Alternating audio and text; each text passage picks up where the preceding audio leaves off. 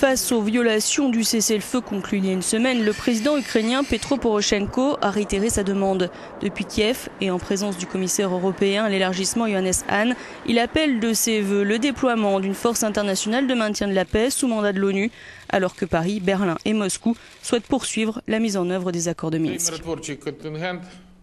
Nous voyons la nécessité d'introduire un contingent de soldats de maintien de la paix pour sécuriser le Donbass et contrôler la frontière ukraino-russe dans les secteurs de Luhansk et Donetsk, explique-t-il.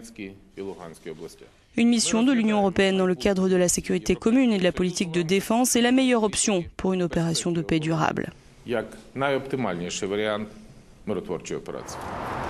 Mais la Russie ne l'entend pas de cette oreille. Selon le porte-parole du ministère des Affaires étrangères, cette force de paix n'est pas nécessaire.